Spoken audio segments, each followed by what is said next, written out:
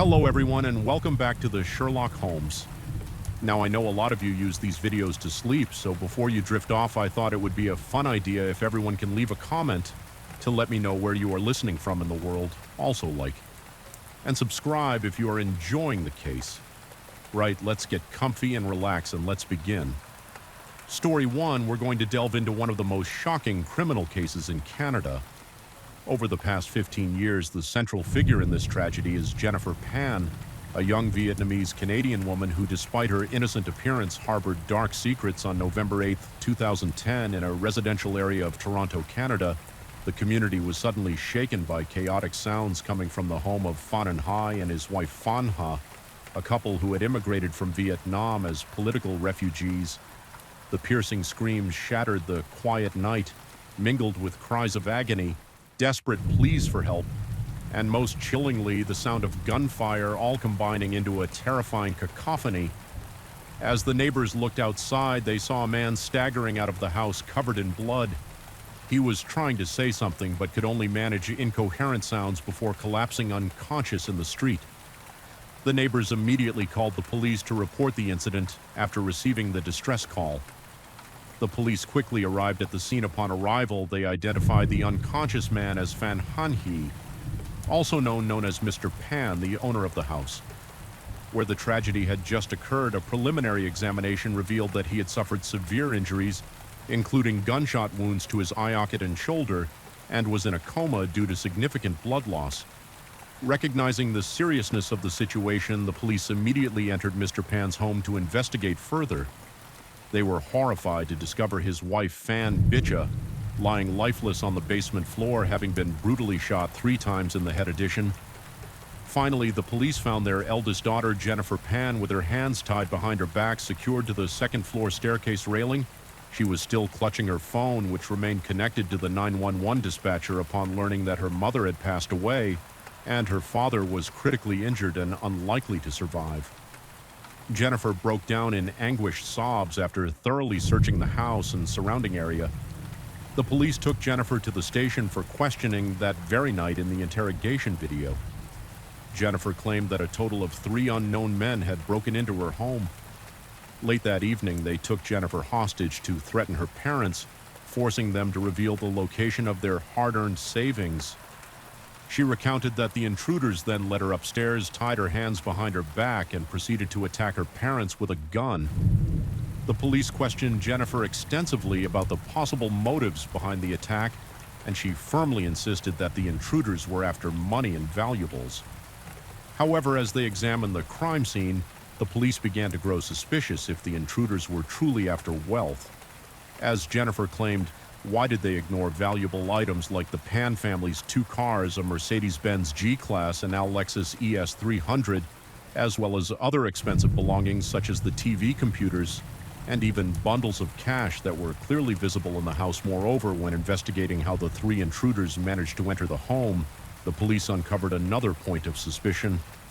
All the doors and locks showed no signs of forced entry. When the police questioned Jennifer about this suspicion, she recounted the events of that day as follows. It was a typical Monday evening, just like any other after dinner. Mrs. Pan went to a dance class and returned home around 9:30 p.m. At that time, Jennifer was in her room on the 2nd floor, talking on the phone with a friend before going to bed, when she suddenly heard strange noises coming from downstairs. Upon checking, Jennifer discovered 3 unfamiliar black men who appeared very aggressive inside her house before she could react. One of the men immediately attacked her, causing her to fall to the ground, and then tied her up with shoelaces. According to Jennifer, the men then went from room to room searching for valuables. They took all the money in the house. Once they confirmed there was nothing left to steal, they headed downstairs. At that moment, she began to hear her mother's pleading cries, her father's angry shouts, and the intruders' harsh yelling. But then suddenly everything went silent, followed by the sound of multiple gunshots. Quickly, she retrieved her phone from her pocket and frantically called the police. At this point, the police had to tentatively accept the limited clues provided by Jennifer, as she was the only surviving victim available for questioning. Her father was in a coma in the hospital, and her mother had died at the scene. However, the police found the girl sitting in front of them to be both peculiar and fortunate, despite the fact that the intruders could have easily harmed her. She remained unharmed indeed. The police had received a 911 call from Jennifer, but when they arrived, her hands were tied behind her back. So what exactly did she do to make the intruders spare her life, and how was she able to use her phone to call the police? While her hands were tied with these unanswered questions, the police could only proceed by secretly placing Jennifer under surveillance to monitor her every move for days had passed since the incident when Pan miraculously woke up from his coma. This was incredibly encouraging news for the police, as they now had another witness who could offer a new perspective on the case. However, Jennifer was the most anxious at this time, as expected. When the police questioned Mr. Pan, they uncovered some extremely valuable information. Mr. Pan revealed that he saw Jennifer speaking calmly and casually with one of the intruders. Moreover, he observed his daughter walking around with them inside the house without being tied up. Contrary to how the police found her, however, he did not expect to expose the suspicious behaviors of Jennifer on the night of the crime on November 22nd, after gathering sufficient testimony from Mr. Pan. The police summoned Jennifer for another round of questioning. This time, however, she was interrogated as a suspect rather than merely a victim. During this interview, the police recounted the information provided by Mr. Pan immediately. Jennifer broke down in tears, appearing devastated, and repeatedly asked the police what has happened to me in the nearly 4-hour-long interview. The police asked her to demonstrate how she could retrieve a phone from her back pocket to make a call while her hands were tied behind her back. Unfortunately, she was unable to do so. Using their experience, the police quickly got her to admit that she was directly involved with the intruders. However, she continued to lie without any solid basis. Jennifer gave evasive answers throughout the session, explaining that she did know the three assailants, but claimed that her intention in contacting them was to stage a fake crime scene so that she could end her own life due to conflicts with her parents. Jennifer further explained that shortly before the incident, she had resolved her conflicts with her parents and had agreed to stop cooperating with the... Therefore, she claimed not to understand why they still carried out the break-in, and instead of killing her, chose to kill her parents. Since Jennifer's statements were still not convincing and the police could not overlook the suspicion surrounding her, they decided to arrest her immediately for her direct involvement in the crime, as they dug deeper into Jennifer's family background, the police uncovered additional critical information that aided their investigation. Phan Han Hai was a Vietnamese Chinese man born and raised in Vietnam, while Phan Bicha was a native Vietnamese woman. The couple met and married after moving to Canada in 1979. As political refugees in Canada, they quickly secured jobs at an auto parts manufacturing plant in Ontario. After years of living frugally, in 2004, the couple purchased a spacious home in Toronto, in a neighborhood with a significant Asian population. Their lives seemed prosperous and fulfilling as they went on to buy 2 luxury cars for transportation. Additionally, they had saved over 200,000 Canadian dollars. Having worked hard in the past, the couple agreed to raise their children with strict discipline and set high expectations, hoping their children would achieve things they themselves never had the opportunity to do. The Phan parents enrolled Jennifer in piano lessons at the age of 4 and had her practice figure skating nearly every day of the week. They hoped she would become an Olympic figure skating champion, but those dreams were dashed when she tore a knee ligament during an intense training session.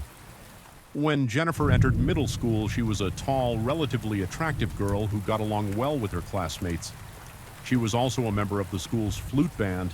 However, over time, Mr. and Mrs. Phan's overbearing attention became so intense that all of Jennifer's classmates and even others in the school knew that she had tiger parents, a term for parents who were so controlling that they allowed their children no personal time or space. According to one of Jennifer's high school friends, her parents were so strict that while most of her peers were already commuting to school on their own, either her mother or father would always pick her up after school and then take her to extra classes or extracurricular activities. While other friends were beginning to explore and enter teenage relationships, Jennifer's parents strictly forbade her from having a boyfriend. Their concern was so extreme that no one ever saw Jennifer at any parties during her school years, not even after she graduated from high school, with all that Jennifer's parents believed to be expressions of their care. They naturally expected Jennifer to excellent academic performance. However, academic success also requires ability, and Jennifer only showed a natural talent in music. Her performance in other subjects was average at best for Jennifer.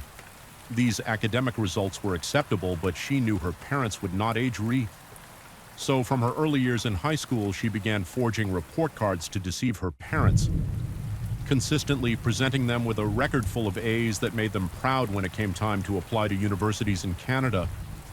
Jennifer had to submit an application that included her transcript to prove her academic achievements, along with several essays for the school she wished to attend. However, Jennifer's application was rejected by the university she applied to because she had failed calculus during a crucial semester, making her ineligible for admission upon realizing she had lost her chance to attend. University Jennifer felt a mix of disappointment in herself and fear of what her parents would do if they discovered the truth. She was certain they would be furious, likely forcing her to study to the point of exhaustion, or worse, disowning her and kicking her out of the house. After careful consideration, Jennifer made a bold decision. She lied to her parents, telling them that she would be starting university in the fall. She painted a perfect picture of her future, claiming she would spend the first 2 years at university and then specialize in pharmacy for the next 2 years.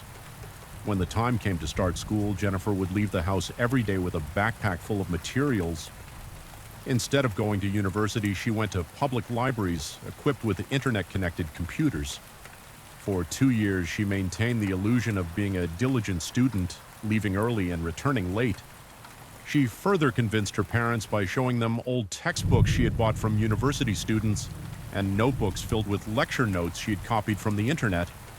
In addition to these activities, Jennifer sought out part-time work, including serving at a coffee shop and working as a piano tutor, a job she truly enjoyed. Mr. and Mrs. Pan seemed very pleased with their daughter's academic and work efforts. They were so impressed that they even bought Jennifer a laptop to help her with her studies. Although Mr. Pan occasionally asked Jennifer about her studies, Mrs. Pan seemed to have complete faith in her.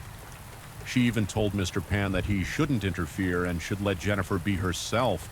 After completing the first 2 years of her supposed university education, Jennifer moved on to the next phase of her deception. She told her parents that the school had approved her for a student loan and even claimed that she had won a $3,000 scholarship for the next 2 years of specialized pharmacy studies. This also meant, according to Jennifer, that she would have to move to downtown, where she said she would be living with a female friend. In reality, she was planning to live with her boyfriend Daniel Wong and his family. Daniel and Jennifer had met and started dating while they were still in high school. Both participating in the school band, their relationship began when Daniel once saved Jennifer during an asthma attack triggered by cigarette smoke. However, due to her parents' strict control and prohibitions, Jennifer never dared to openly express her love for Daniel. Their entire relationship was carried out in secret. During the last 2 years of her fake education, Jennifer fabricated a story that she was volunteering at a hospital near her school. However, her parents noticed something suspicious. They had never seen her uniform or name badge. The very next day, they told Jennifer that they would drive her to work. Jennifer tried to remain calm, but when the car stopped in front of the hospital, she quickly ran into the emergency room and hid there for several hours until she saw her parents leave. At this point, Mr. Pan began to piece things together. They contacted the friend who was supposedly living with Jennifer, and what they learned was shocking. Unaware of Jennifer's lies to her parents, this friend revealed the entire truth. Jennifer had never graduated from high school because she failed calculus, and she was currently living with someone else. After discovering the truth, Mr. Pan was so furious that he wanted to disown Jennifer. However, Mrs. Pan, out of love for their daughter, pleaded with her husband to let Jennifer stay. Mr. Pan eventually agreed, but with conditions they would confiscate all of Jennifer's phones, computers, and other communication devices, allowing her to use them only for a limited time and under their supervision. Additionally, they forbade her from seeing Daniel, and she was only allowed to go out for her piano teaching sessions. At this point, Jennifer was essentially under house arrest. Unable to endure her parents' restrictions, Jennifer and Daniel broke up not long after. Daniel quickly moved on and started a relationship with another girl. This drove Jennifer into jealous rage and left her devastated in response. She fabricated a story claiming that Daniel's new girlfriend had hired people to attack and gang rape her. However, this was soon exposed as a lie. In early 2010, Jennifer reconnected with an old friend from elementary school named Andrew Moner when questioned by the police. Jennifer stated that when she met Andrew again, he told her about how he had robbed someone in a nearby park. However, Andrew later denied this in court. Jennifer also recounted that when she confided in Andrew about the strained relationship with her parents, it was Andrew who intensified her desire to make them disappear. Andrew allegedly said that sometimes he wished his own father would just disappear, which fueled Jennifer's imagination about a future where both her parents were gone. Exploiting Jennifer's mindset, Andrew introduced her to a man named Ricardo Duncan, telling her that he was someone she could trust to help achieve her goal. However, Jennifer claimed that after she gave Ricardo 1,500 Canadian dollars, he completely vanished during his interrogation. Ricardo stated that there was no exchange of 1,500 Canadian dollar between him and Jennifer. Rather, it was only 200 Canadian dollar. However, he returned the money to Jennifer after she terrified him with a phone call filled with screams, demanding you have to kill her parents immediately. According to the police, it was around this time that Daniel and Jennifer reconnected, began texting flirtatiously, and devised a new sin plan they would hire a hitman to kill. Mr. and Mrs. Pan take their 500,000 Canadian dollar estate and live together without anyone to stand in their way. Daniel then introduced Jennifer to a man named Lenford Crawford. Daniel gave her a SIM card and an iPhone so she could contact Crawford without using her regular mobile phone when Jennifer asked how much it would cost to carry out a contract killing. Crawford told her that he typically charged 20,000 Canadian dollars, but since she was a friend of Daniel's, he would give her a discount and do it for 10,000 Canadian dollars.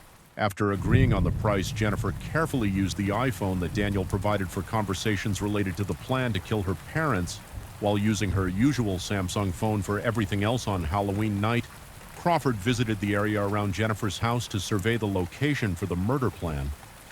The streets were brightly decorated and many children were out in costumes playing and trick-or-treating, which helped him avoid drawing attention. A few days later, Jennifer finalized the details with Crawford and set November 8th as the date for executing the plan to kill her parents. On the agreed-upon day before going to bed, Jennifer deliberately unlocked the front door so Crawford and his accomplices could easily enter the house. After entering Mr. and Mrs. Pan's bedroom, the couple had no time to resist. They could only follow the intruder's orders and beg them not to harm Jennifer when Mrs. Pan pleaded for her daughter's safety. One of the men replied, "Don't worry, she a good person and she'll be safe." What happened next unfolded just as described earlier. Mrs. Pan was shot 3 times in the head and died. While Mr. Pan was more fortunate surviving the horrific ordeal during the investigation, the police arrested Jennifer and all those involved. They also interviewed Jennifer's younger brother, Felix, to gather more information from what Felix shared. The police were once again disheartened by the reasons behind the Pan family's tragedy. Jennifer was not the only child objected to their parents' strict control, but Felix seemed to have the resilience and strength to break free from their grip in the end. Due to Jennifer's actions and with a psychological evaluation confirming her sound mental health, she was sentenced to 25 years in prison to pay for the crime she committed. Later in a written statement, Mr. Pan wrote a final sentence expressing his hope that his daughter would reflect on what had happened and that she might eventually become a kind and good person. Not long after Felix moved far away, hoping to live the rest of his life in peace without being recognized as the brother of a murderer. On April 10th, 2024, Jennifer Pan's was fully recounted in a Netflix documentary titled Watch. Jennifer Did the film quickly reached the top spot globally, reflecting the immense public interest in the details of this case. In this story, although Jennifer Pan was indeed the mastermind behind the plot to kill her own parents from another perspective, she was also a victim of her parents' strict upbringing. In truth, Mr. and Mrs. Pan bear some responsibility for Jennifer's actions, as their harsh parenting contributed to driving her to such a desperate point in her life. This story serves as a reminder of the importance of balance in family education. It's not wrong for parents to have high expectations for their children, but those expectations must be paired with understanding, love, and the space for children to develop their own lives. Story 2, we will delve into a murder case that took place in New Zealand involving a family of 6. All members were brutally murdered except for the eldest son, David. This case has sparked a fierce debate, with the main point of contention being whether David, the sole survivor, is actually the perpetrator. Opinions are nearly evenly divided, making this one of the most controversial cases in New Zealand's history. The story unfolds in the city of Dunedin, the second largest city on New Zealand's South Island. Dunedin is a bustling port city with a population of 128,000, constantly thriving and developing at 65. Every street lived the Bain family, consisting of 6 members. The father, Robin Irving Bain, aged 59, was a former missionary and the principal of a school in a small town south of Dunedin. The mother, Margaret Aroa Cullen, 51, was an educated woman. The couple had 4 children, the eldest son, David, 22 years old, their second daughter, Aroa, 19, their third daughter, Lynette, 18, and the youngest son, Stephen, 14. The family lived a peaceful life until one day in June 1994, when a horrifying tragedy suddenly struck and shattered their lives. So what happened on that fateful day? Who committed this heinous crime? Let's go back to June 20th, 1994. It was a Monday at 7:09 a.m. New Zealand's emergency call center 111 received a distress call. The number 111 is New Zealand's universal emergency phone number, connecting to the police, fire department, hospital, and postal services. After receiving the call, the dispatcher did not immediately realize it was a murder case, instead assuming it might be a gas poisoning incident that had resulted in the family's deaths. As a result, they initially only sent an ambulance to the scene. It wasn't until 15 minutes after receiving the call that the incident was reported to the police. The police promptly mobilized and arrived at 65. Every street in front of them stood a 2-story house, eerily quiet with no sound except for the wind. The atmosphere at the scene was incredibly strange, for officers stood looking at each other, none daring to rush in. Suddenly, they spotted the head and shoulders of a person in one of the second-floor windows. This person was David, the one who had made the emergency call. He was sitting on the floor, leaning against the window. The police observed him for about 20 seconds before drawing their revolvers and cautiously entering the house. Although it was daylight, the inside of the house remained pitch dark, with the strong smell of blood filling the air. The officers carefully searched each room, trying not to touch anything, until the forensic experts arrived in a bedroom on the first floor. They found the body of AA, the second daughter. She was lying face down on the floor, her legs curled up with a gunshot wound to her forehead. After thoroughly checking the first floor to ensure no one else was there, the police moved on to the second floor. The room directly opposite the staircase was Margaret's bedroom. She had been shot in the head while she slept. Leaving no signs of struggle further inside was the room of the youngest son, Stephen, who was just 14 years old, the youngest in the family. Stephen's t-shirt was partially torn and wrapped around his neck. He had been shot in the head and was dead. Stephen's room was in complete disarray, covered in blood, indicating that a violent struggle had likely occurred there. Next to the staircase on the second floor was Lynette's bedroom room. The third daughter, the young woman, was found lying on her bed, having been shot 3 times and was already deceased. The book in Lynette's hand was soaked in blood. Following that, the police discovered Robin's body in the living room. He was slumped over a coffee table with a severe head injury. A .22 caliber semi-automatic rifle with a silencer was placed next to his body, the barrel pointing towards him. The computer on his desk was still on, displaying the message, "Sorry, you are the only one who deserved to live." Finally, the police found the sole survivor in the house, David, the 22-year-old man who had made the initial emergency call. At that time, he was in his room. Upon seeing the police, he began screaming, clearly in a state of extreme distress.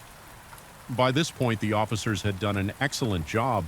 They had conducted a preliminary inspection of the scene, secured it, and preserved the initial evidence. As time passed, forensic experts, psychologists, and others arrived to conduct further Invi's instigations under psychological guidance. From an expert, David gradually calmed down and began to provide his statement. He first mentioned that around 5 a.m. he woke up and didn't notice anything unusual in the house, so he took the dog out to deliver newspapers. David typically woke up early to deliver newspapers every morning. After finishing his deliveries, he returned home around 7 a.m. After freshening up, David went upstairs and discovered that his entire family was dead. In a state of pain, panic, and despair, he called the emergency number 111. Meanwhile, investigators were gathering evidence from suspicious items at the scene. At the same time, an investigation into the Bain family's background was underway. According to the investigation, the Bain family had lived in Papua New Guinea for 15 years. Robin had been a missionary while Margaret had devoted herself to studying philosophy and astrology. In 1988, they returned to New Zealand from Papua New Guinea and settled in Dunedin. However, the family began facing financial difficulties and the relationship between Robin and Margaret deteriorated. Worsening over time, they began sleeping separately. Robin often stayed at the school dormitory, and on weekends he would only sleep in a camper van outside the house. The police found 20 empty rifle cartridges in Robin's car and a set of shed keys in the pocket of his raincoat. It seemed that Robin had fallen into despair over his family and killed them all, leaving only his eldest son David to carry on the family name. He also left a farewell message on the computer in the living room. However, the detectives in charge of the case were not convinced that Robin was the perpetrator. They believed the case was more complex and quickly focused their suspicion on the sole survivor, 22-year-old David, after gathering a series of evidence. Just 4 days after the crime, David was arrested by New Zealand police on suspicion of murder. A year later, in 1995, the first trial for the case began. The central issue in the courtroom was whether David or Robin was the killer. During the trial, the prosecution presented a range of evidence pointing to David as the culprit. Ballistic tests showed that all family members were killed by the same gun, a .22 caliber semi-automatic rifle with a silencer found in the living room. This rifle did not belong to Robin, but to David. Only one fingerprint was found on the gun, and it was David's. Over 1,000 rounds of ammunition were found in David's closet. The police also discovered a gun lock and key in the house, indicating that both David and Robin had access to unlock the rifle's trigger. Additionally, the autopsy revealed that Robin's bladder was full. The prosecution argued that if Robin were the killer, he would have woken up at 6:30 a.m., held his bladder all night, and not gone to the bathroom before committing the murders. Does that seem plausible? Robin's clothes at the time of his death had only his own blood on them, with no traces of anyone else's blood. According to the crime scene investigation, Stephen's room showed clear signs of a struggle. It was in disarray with a lot of blood, and Stephen had been struck on the head during the fight before he was killed. If Robin were the killer, it would be impossible for him not to have any of the victims' blood on him during such a violent altercation. After the incident, the police examined David and discovered that he had an injury on his head which was likely caused by Stephen scratching him. During their struggle, the police took all of David's clothes for test and found bloodstains on the edge of a pair of shorts. Test results showed that the blood belonged to Stephen in David's room. They found a pair of glasses with only the right lens frame intact. The left lens was found in Stephen's room. This suggests that during the struggle with Stephen, one of David's lenses may have come loose. A woolen glove was also found in Stephen's room, indicating that the perpetrator wore gloves during the crime. If Robin was the killer, why would he need to wear gloves, especially after leaving a farewell message on the computer? What else would he be trying to hide? This doesn't make sense. Logically, no fingerprints were found on the computer that displayed the farewell message in the living room. This suggests that the person who typed the message either deliberately wiped the fingerprints or wore gloves while typing. Therefore, whether the letter was actually written by Robin remains a significant question. Bloody footprints were found between Margaret's and Lat's rooms, indicating that the perpetrator moved between the two rooms. The size of these footprints was larger than Robin's, leading the police to rule out the possibility that they belonged to him. The police also discovered a wet handprint on the washing machine, but there were no fingerprints outside on the clothesline. Several freshly washed garments were hanging, some of which belonged to David. Under pressure from the prosecution, David provided another statement. This time, his account was more detailed than his previous one. David stated that he woke up at 5:30 a.m. When his alarm went off after getting dressed, he put on his sneakers, grabbed his backpack, and took the dog out to deliver newspapers. After finishing his route at around 6:42 a.m., he returned home. He went upstairs to his bedroom, took off his shoes, and left his backpack in the room. Then he went to the bathroom to wash his hands and clean off the black ink stains. Next, he put his dirty clothes in the washing machine, set the wash cycle, and went back to his room. When he turned on the light, he saw shell casings and the gun lock on the floor. He rushed to his mother's room and found that she had been shot dead. Then he checked the other rooms and discovered that everyone in the house was dead. During this time, he heard a strange noise coming from Lynette's room, like the sound of someone being strangled. He quickly ran to Lynette's room and found that she had stopped breathing in utter despair. He called the emergency number 111. David added that the glasses the police found in his room were not his, but belonged to his mother, Margaret. After hearing David's testimony, the prosecution immediately pointed out a contradiction in his statement. David said that he heard Lynette gasping for breath before she died. The prosecution argued that only the killer could have heard that sound. Lynette had a total of 3 gunshot wounds according to expert and forensic reports. One of the wounds on the top of her head was inflicted later than the other 2.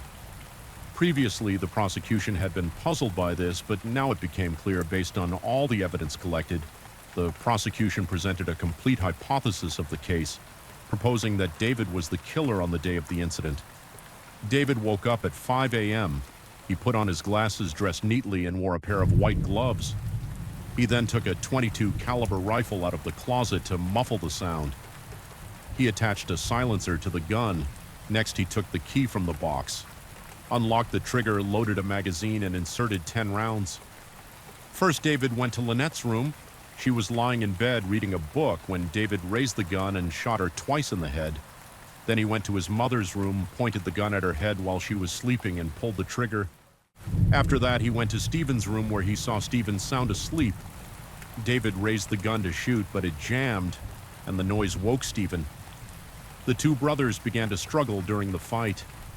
Stephen's head was slammed against something hard, causing blood to splatter onto David.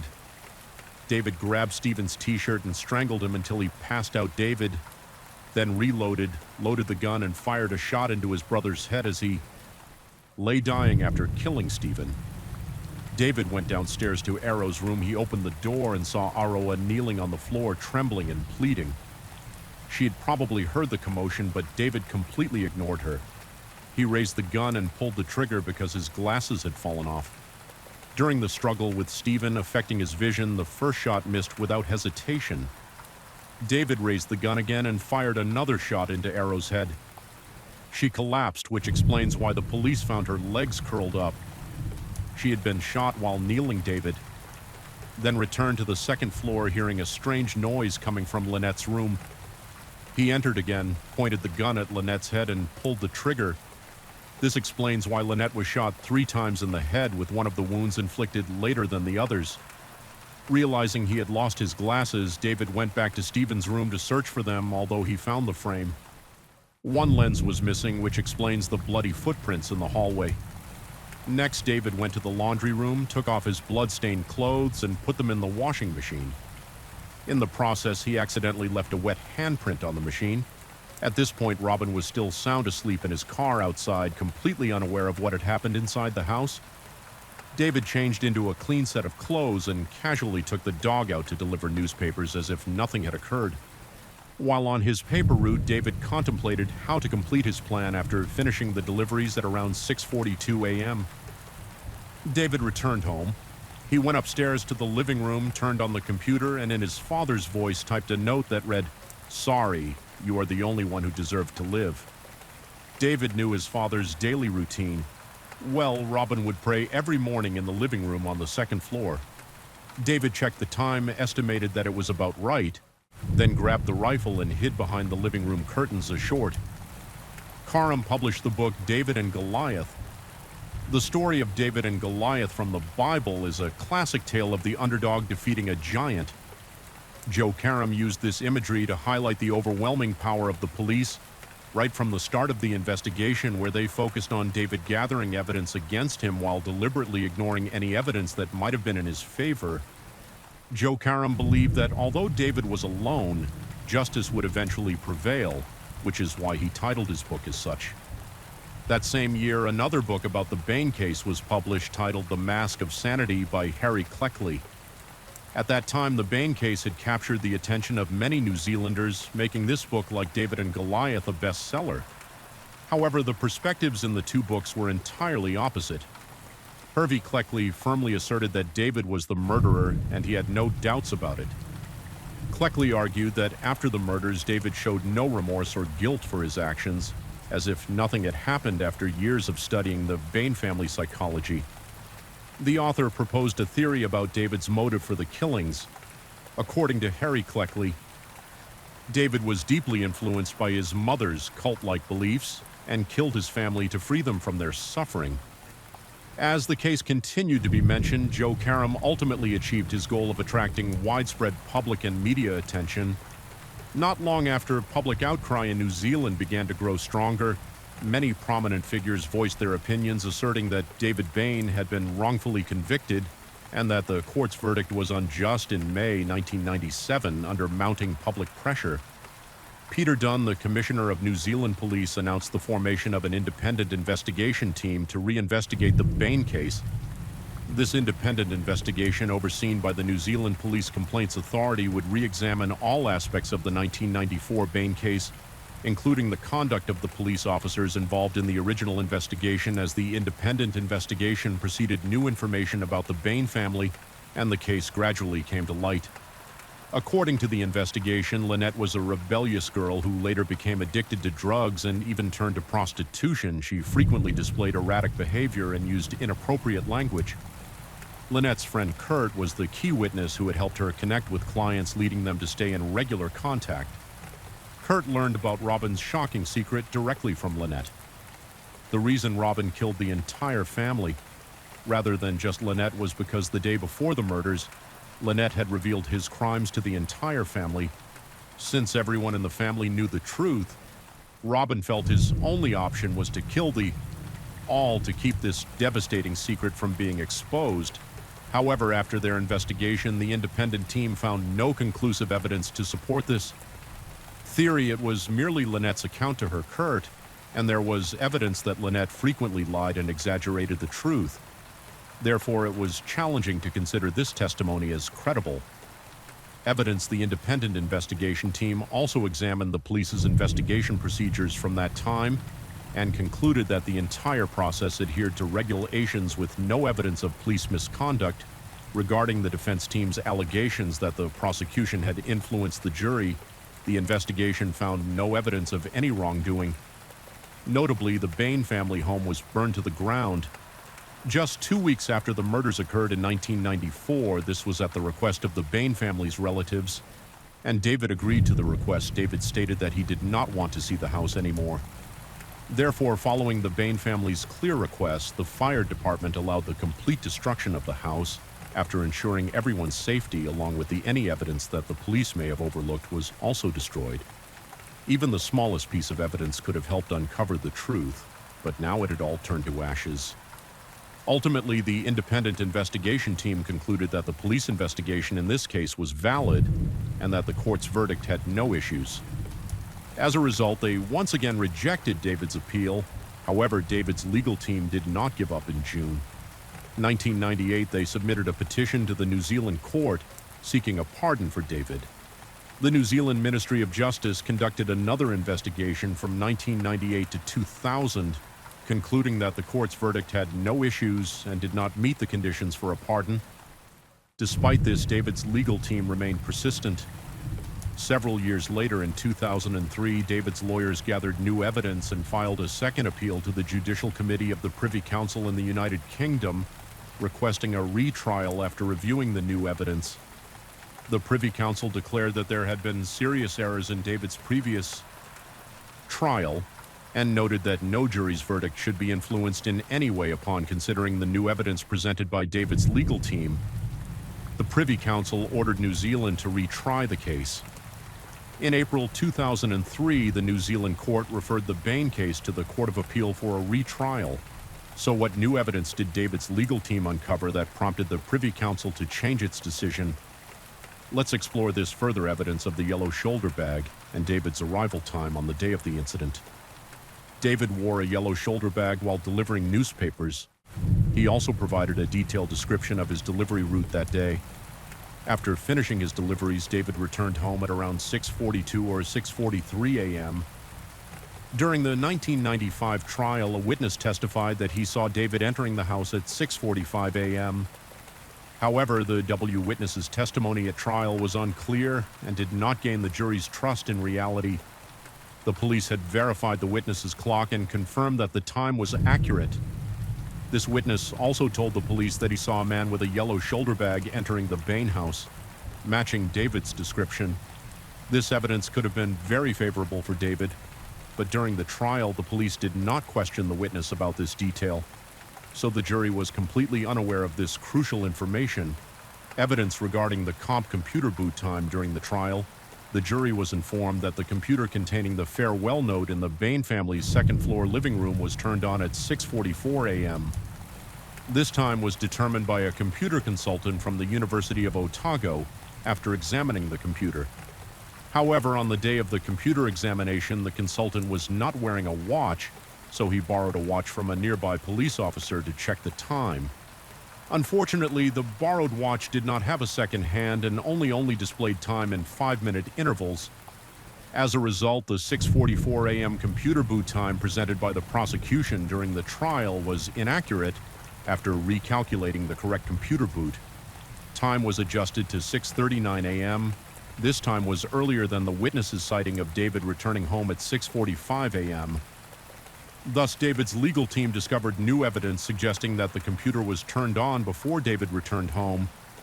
Evidence regarding the glasses. We know that a pair of glasses missing one lens was found on a chair in David's room, while the missing lens was found in Stephen's room during the initial trial. The prosecution argued that the glasses were knocked off during a struggle between David and Stephen in the room. According to David's testimony, these glasses were not his. They belonged to his mother, and he only wore them occasionally.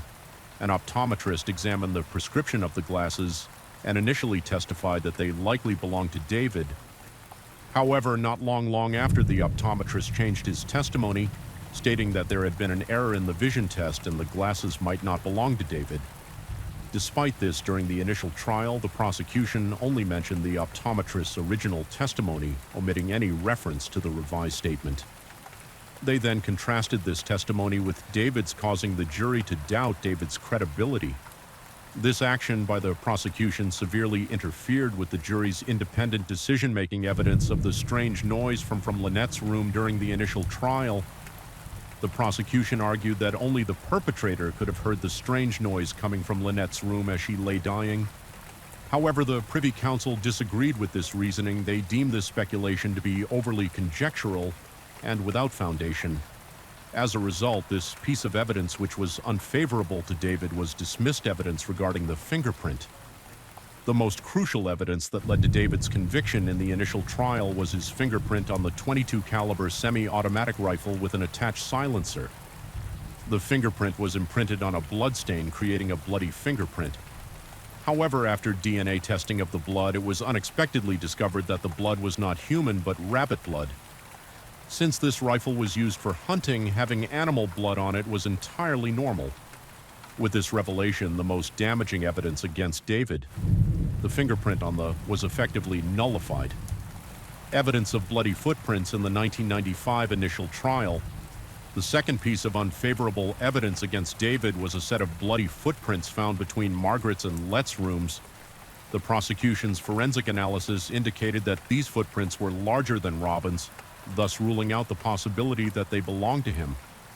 However, upon reinvestigation, David's legal team discovered that the footprints measured approximately 11 inches, while Robin's foot length was about 10.6 inches and David's was 11.8 inches. At the time, the jury had not been informed about the foot sizes of either man or the specific dimensions of the bloody footprints. They had only heard the prosecution's conclusions now based on these numbers. Robin's foot length was actually closer to the size of the footprints. If these prints were not Robin's, they certainly couldn't have been David's. What was initially incriminating evidence against David, the bloody footprints, had now become evidence in his favor on May 15, 2007. The Christchurch Court of Appeal held a hearing with David's legal team, providing a series of new evidence. David Bain, who had been imprisoned for 13 years, was released on bail. The Court of Appeal announced that it would set a date for a retrial on March 6, 2009, after the jury was sworn. In the retrial of the Bain case officially began at the Christchurch Court of Appeal during this trial. In addition to presenting new evidence to the jury, David's legal team focused on proving that David's father, Robin, was the actual perpetrator, thereby demonstrating David's innocence. David's lawyers pointed out that information about Robin's mental state had been completely overlooked in the initial trial, leaving the jury unaware of his psychological issues. In fact, Robin had exhibited some unusual behaviors as a school principal. Robin had once hit a student. He had also written a dark children's story describing a family massacre in the school magazine in the preliminary trial. Kurt, a friend of Lynette and a key witness, did not appear to testify. However, this time Kurt was present in and provided his testimony. Additionally, David's legal team discovered 2 more witnesses who also confirmed that Lynette had confided in them about being abused by her biological father, which further validated Kurt's testimony. The murder weapon was a Winchester .49 22 caliber semi-automatic rifle. The rifle was already quite long, and with the addition of a silencer, the overall length was even greater. As a result, during the preliminary trial, the jury concluded that Robin could not have committed suicide with this weapon to clarify this issue. David's legal team brought an important expert to court. Philip Boyce, a British forensic and firearms expert with extensive experience in investigating crimes involving firearms. What followed was a surprising scene in the courtroom. Mr. Boyce took the rifle, stepped into the middle of the courtroom, and prepared to demonstrate how Robin might have shot himself with this weapon. According to Mr. Boyce, while the rifle was indeed long, it wasn't impossible to shoot oneself with it. Provided that a support item was used, that item was a chair. There was indeed such a chair found next to Robin's body at the crime scene. Mr. Boyce placed the rifle stock on the chair, aimed the barrel at the temple, matching the location of the bullet found in Robin's head with just a chair. Robin could have carried out his plan. Additionally, another method involved placing the rifle stock on the ground, kneeling on one knee on the chair, using the chair as a support point, then leaning down, allowing his hand to reach the trigger. Mr. Boyce added that this hypothesis had been verified through professional and rigorous ballistics experiments. After the shot, the bullet's impact would pass through an exit from the back, creating a wound consistent with Robin's injury. The only unfortunate aspect is that no trace of Robin's blood was found on the gun or the silencer. Without this, the hypothesis could have perfectly explained everything when this evidence was presented. The courtroom buzzed with reactions. The retrial at the Court of Appeal lasted 3 months. With nearly 200 witnesses called to testify on June 5, 2009, the jury reached their final decision. The Christchurch Court of Appeal declared David Bain not guilty on all 5 counts of murder, and he was released immediately as the news broke. David's supporters erupted in joy outside the courtroom. Major New Zealand television networks broadcast the event live. It was a stunning reversal, so unbelievable it seemed like something out of a movie, yet it had become a reality. However, David Bain's exoneration also left many feeling outraged. Those who opposed David couldn't believe that such a cold-blooded killer could walk free. A reporter named Martin Van Banan closely followed and reported on the case. After the trial, he captured a controversial photograph of a juror emotionally embracing David. Martin later revealed more shocking information. 2 jurors had been exchanging information with each other throughout the trial. An anonymous source claimed that during the trial, any juror leaning towards convicting David was privately approached by these 2 members. The content of those conversations remains unknown. The retrial of David Bain's case set a record for legal costs. The 2009 retrial alone exceeded $4 million, and when combined with the costs of previous trials, the total expenditure surpassed $7 million, making it the most expensive trial in New Zealand's history. Here's the text translated into American English with proper grammar after being exonerated. David took a 3-month vacation in Europe with all expenses covered by his supporters. 10 months later, David began looking for a job, hoping to return to a normal life. In March 2010, David filed a claim for compensation from the government, asserting that he had been wrongfully imprisoned. However, the New Zealand court determined that David's case did not meet the criteria for government compensation. Legally, there wasn't enough evidence to convict David, but that doesn't necessarily mean he was innocent. These are two entirely different concepts. Unless David could provide sufficient evidence to prove his innocence, the government was under no obligation to compensate him, according to a public opinion poll conducted by the New Zealand Herald. 74% of New Zealanders believe that David should be compensated by the government. In 2016, New Zealand's Justice Minister, Amy Adams, announced that the government would not apologize to or compensate David Bain for the time he spent wrongfully imprisoned. However, the government did agree to pay David Bain $925,000 as a special settlement to end the lengthy lawsuit he had filed against the government. Ultimately, David's legal team accepted this settlement and the Bain case was officially closed. However, the debate over whether David was the perpetrator has never truly ended. No one has been able to completely convince others, and the case has become one of the most controversial in New Zealand's history. In the end, was David Bain the culprit? Perhaps only he knows the truth. Story 3. On a spring day in 2024, the Robeson County Police in North Carolina received a strange call from a woman in a slow and weak voice. She asked the police if they could locate her phone. She also stated that she was about to be murdered and hoped the police would find her body as soon as possible. However, before the dispatcher could respond, the call was abruptly disconnected. So who is this woman? Was this a sign of psychological distress? Or was it a coerced call meant to legitimize a murder on April 27, 2024 at Lumber River State Park in Robeson County, North Carolina? The body of a 30-year-old woman named Micah Miller was discovered. The cause of death was determined to be a gunshot wound. Initially, the police quickly concluded that Micah Miller had taken her own life. However, MM's family and the public were not convinced. Micah's sister mentioned that Micah had often confided in her, saying that if she ever died from a gunshot, the person responsible would undoubtedly be John Paul Miller. Micah's husband, the victim's family, suspects that the 911 call was part of an elaborate ruse orchestrated by the person who killed Micah, possibly using voice-altering technology to deceive the police. They also pointed out that Micah did not typically speak in such a slow manner. Moreover, immediately after Micah's death, John hurriedly arranged for her cremation without any intention of having an autopsy performed on her body. This action further fueled the family's suspicions that John was the killer and that he was trying to cover up his crime. Additionally, the relationship between Micah and John had already deteriorated. She had previously called the police suspecting that John had installed a tracking device on her car and slashed her tires.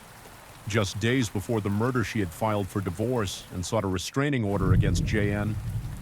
However, at the time of the incident, John was confirmed to be in Charleston, South Carolina with a clear alibi. So is John really the perpetrator?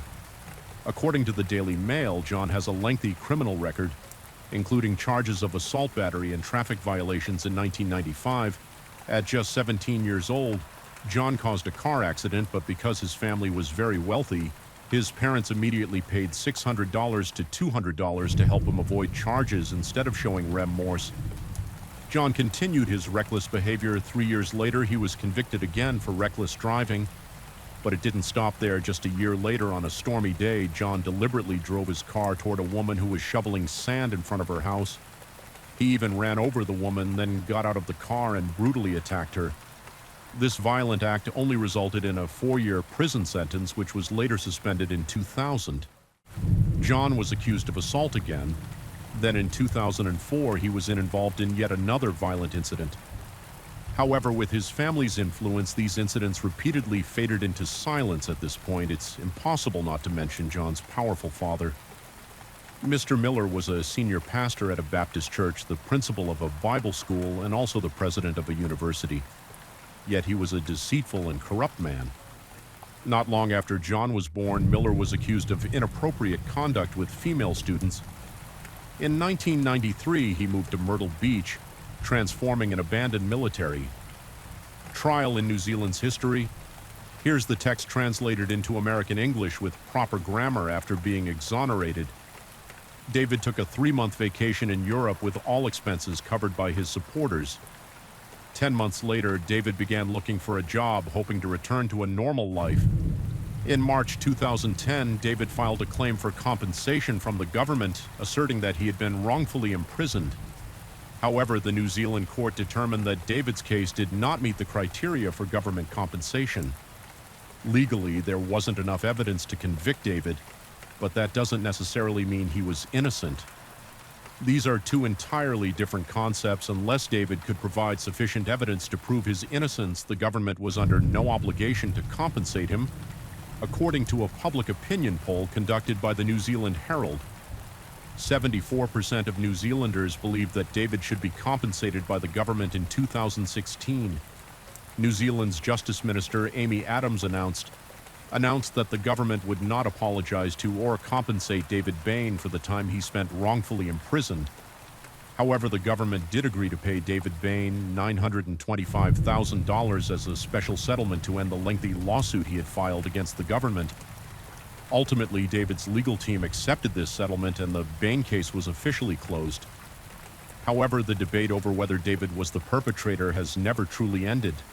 No one has been able to completely convince others, and the case has become one of the most controversial in New Zealand's history. In the end, was David Bain the culprit? Perhaps only he knows the truth. Story 3. On a spring day in 2024, the Robeson County Police in North Carolina received a strange call from a woman in a slow and weak voice. She asked the police if they could locate her phone. She also stated that she was about to be murdered and hoped the police would find her body as soon as possible. However, before the dispatcher could respond, the call was abruptly disconnected. So, who is this woman? Was this a sign of psychological distress, or was it a coerced call meant to legitimize a murder on April 27, 2024 at Lumber River State Park in Robeson County, North Carolina? The body of a 30-year-old woman named Micah Miller was discovered. The cause of death was determined to be a gunshot wound. Initially, the police quickly concluded that Micah Miller had taken her own life. However, MM's family and the public were not convinced. Micah's sister mentioned that Micah had often confided in her, saying that if she ever died from a gunshot, the person responsible would undoubtedly be John Paul Miller. Micah's husband, the victim's family, suspects that the 911 call was part of an elaborate ruse orchestrated by the person who killed Micah, possibly using voice-altering technology to deceive the police. They also pointed out that Micah did not typically speak in such a slow manner. Moreover, immediately after Micah's death, John hurriedly arranged for her cremation without any intention of having an autopsy performed on her body. This action further fueled the family's suspicions that John was the killer and that he was trying to cover up his crime. Additionally, the relationship between Micah and John had already deteriorated. She had previously called the police suspecting that John had installed a tracking device on her car and slashed her tires just days before the murder. She had filed for divorce and sought a restraining order against JN.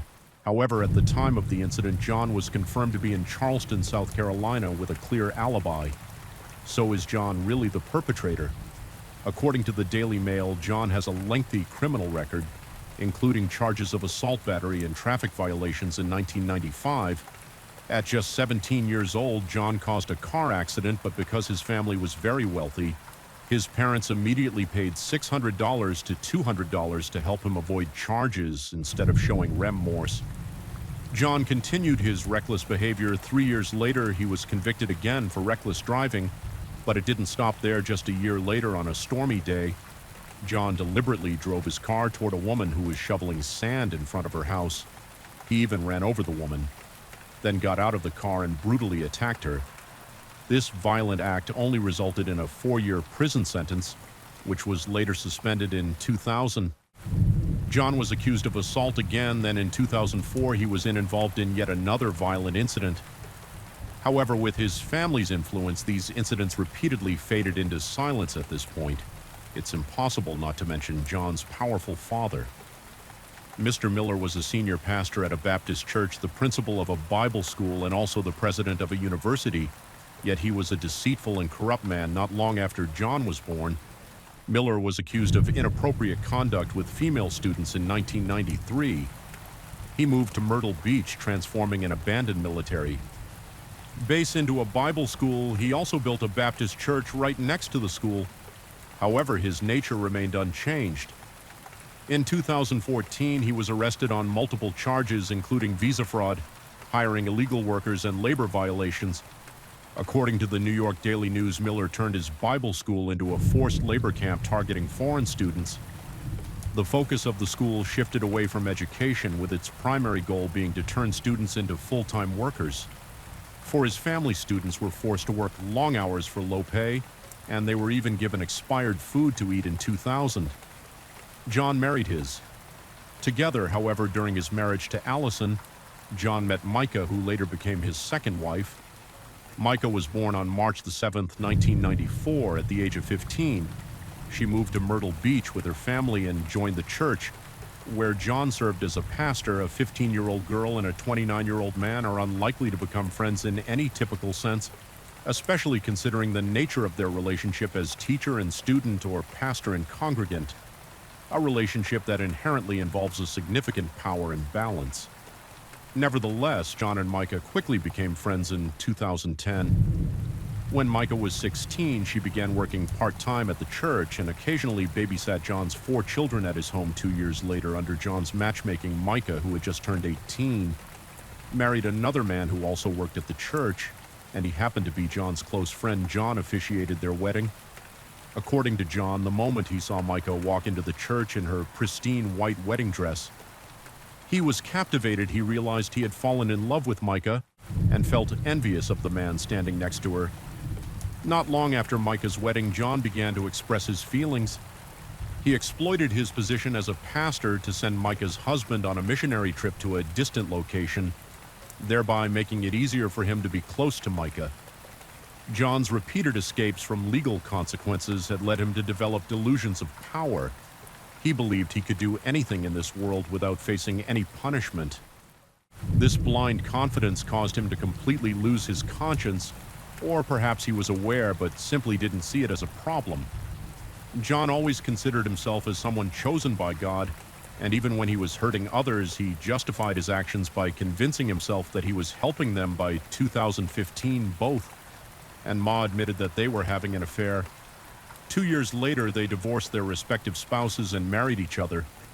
Ironically, John told reporters that not long after their wedding, Micah was diagnosed with bipolar disorder, schizophrenia, and dependent personality disorder. She had to take medication to manage her conditions. However, Micah claimed that John forced her to take the medication, which she considered an illegal act. From the moment his first marriage fell apart, John's ex-wife, Alice, wrote in her divorce papers that JN had admitted not only to drug addiction, but also to having relationships with young girls in the church in her child support request. Allison noted that when she discovered John's infidelity, he confessed to her and the congregants that he was a sex addict and had an attraction to girls. Under 16, several girls in the church corroborated this. Despite this, people still regarded him as a respected pastor. The church leaders didn't even consider removing John from his position. They merely recommended that he seek treatment and take some time off to recover. JN ignored all of this. As a result, many congregants left the church out of disappointment. However, John continued his destructive behavior, and his addiction only worsened in a video recorded by his friends. John was seen writhing on the floor, repeatedly saying, "It feels like thousands of ants are crawling on my skin by 2023. Micah could no longer endure the situation and filed for divorce, citing John's years of infidelity. Not only that, but he often made her the subject of jokes during his sermons. According to Micah, on February 8, 2024, John forced her into a psychiatric hospital under the pretext of her being mentally unstable. During Micah's hospitalization, John took the opportunity to access all her personal electronic devices and delete some information. Micah also accused John of stealing her car while she was in the hospital. John, on the other hand, argued that it wasn't theft because they were married, so any property was communal. He explained that he had hidden the car only to prevent Micah from selling it on March 10, 2024. In front of the congregation, John expressed outrage when he discovered that as many as 18 people had messaged Micah saying, "If you want to know the truth about your husband, come to me, I'll keep it confidential." John condemned this by saying, "I'm truly disgusted by those who badmouth their spouse behind their back." But isn't it true that John had repeatedly attacked and insulted Micah right in front of the congregation during his sermons? Regardless, it was clear that Micah and Jay's marriage had seriously deteriorated. That's why so many people reached out to Micah. Unfortunately, John either didn't realize this or he did, but chose to handle it in a controlling and selfish manner. He took Micah's phone, forced her into a psychiatric hospital, and told her that the people trying to help her were demons, isolating her from the outside world. In a subsequent sermon, John continued to bring up Micah. He claimed that Micah had left him after being discharged from the hospital, taking all the money with her, and continued to speak ill of him to others. He declared that he didn't care because he was busy building schools in Africa and helping impoverished children. He also mentioned that he would find a new wife who was beautiful, wealthy, strong, healthy, and loved God. But in reality, the situation was quite the opposite. While John outwardly acted indifferent, he was secretly trying to sabotage Micah's life. Just a few days later, Micah had to report to the police that someone had slashed her car tires. During this time, police also discovered that 4 GPS tracking devices had been installed on the car Micah frequently used, and the prime suspect was none other than John. However, he claimed that his reason for monitoring Micah was out of concern, that she might buy a gun and do something harmful. Just a few weeks before Micah's death, she filed a complaint in court stating that she had seen sensitive photos of herself being circulated online. Micah suspected that John was behind it, and she was right. John didn't even try to hide his despicable actions in an email to Micah. He shamelessly admitted, "Yes, I did that to you. I wanted to make you suffer." The question is, why would John want to torment Micah like this? The answer isn't hard to see. His vile behavior stemmed from selfishness and hatred. John wanted to control, punish, and humiliate Micah as retribution for her daring to stand up against him and seek a divorce. 9 days before M's death, she wrote in a note to her lawyer, "Since the day I married John, I've been oppressed in every way you can imagine. He abused me both physically and mentally. JN spared no effort in manipulating me. He insulted and humiliated me, controlled my finances, and kept me captive. John monitored me constantly through letters, phone calls, emails, and messages. He hacked my email and social media accounts, stole my phone, and impersonated me to send messages to congregants, friends, and family, fabricating stories about me having affairs with young men in the church. He even planted tracking devices on my car every day. I live in pain, fear, and despair." Yet in front of others, Johan portrayed himself as a good husband who was deeply concerned for his wife. He spread the narrative that Micah was mentally unstable, suffering from bipolar disorder, and would self-destruct without him. By her side, John excused her negative comments about him by claiming that her severe illness was to blame, and he was willing to sacrifice his own reputation for her sake around 12:12 p.m. On April 27, 2024, surveillance cameras captured footage of Micah purchasing a gun at a store by 2:54 p.m. That same day, she had called the police. 2 hours later, her body was discovered in the river. Additionally, the police found the gun purchase receipt in Micah's car in a sermon after his wife's death. John revealed this information with an unusual demeanor. He appeared indifferent, even making light of Micah's mental health history. John insisted that Micah, worn down by her illness, had taken her own life. It's worth noting that at this time, the police had not yet released any official statement regarding the cause of Micah's death. Yet John was quick to conclude and blame her for the troubles in their marriage at Micah's funeral. John once again put on a display of grief. He cried and spoke emotionally about his late wife in front of friends and family. He recounted how he had visited the morgue 4 times to see her, even holding hold in her hand and trying to bring her back to life. John also made a point to highlight Micah's beauty, boasting that she was a former beauty queen and a star on the soccer field. He mentioned that she was a wonderful wife who always praised him as the greatest preacher in the world. However, John's remarks focused solely on Micah's outward appearance, her social status achievements, and how she supported him. He made no mention of her soul or character, perhaps because John never truly cared about those aspects to him. Micah was not a cherished life partner, but merely a trophy to show off to others. So when Micah tried to break free and take control of her life, John was furious. Her departure was like stripping away the accomplishment he believed he owned. This raises the question, could John also have had psychological issues? He projected all his insecurities, fears, and shortcomings onto his wife by claiming Micah was sick, using it as justification. For his surveillance and control over her, he constantly blamed Micah to avoid taking responsibility for his own actions. It's possible that John craved status and power, viewing his wife as a possession to satisfy his selfish desires. This approach may have worked initially, allowing John to keep Micah under his control, but eventually things spiraled out of control, causing Micah immense suffering, while John's hatred grew stronger. Although John had an alibi, many still believed that he was behind Micah's death. He might not have been directly involved, but it's hard to consider him innocent. All evidence points to John using domestic violence to gradually manipulate and indirectly push Micah to her breaking point. One Sunday morning, a large crowd gathered outside the church, holding signs and wearing t-shirts that read, "Justice for Micah." They demanded that authorities investigate and bring John to justice on April 28, 2024. Micah's family also posted on social media asking the public to stop spreading false information about her death. Micah's father revealed that her hands and arms had numerous defensive wounds, which seemed odd if she truly intended to end her life. Additionally, several shell casings were found at the scene, but no bullets were recovered. It appears that the police overlooked these suspicious details. They hastily concluded that Micah acted alone based solely on a blood alcohol test without conducting a toxicology screening. What's particularly strange is that if John had done nothing wrong, why was he in such a rush to have his wife's body cremated? Micah's father also mentioned that given John's threatening actions, Micah's decision to buy a gun was entirely understandable, as she needed to protect herself. He believes it's possible that Micah was coerced into making the call to the police, or that the call itself was faked by the killer. According to Micah's father, the autopsy revealed bruises on Micah's arms, suggesting she tried to fend off her attacker.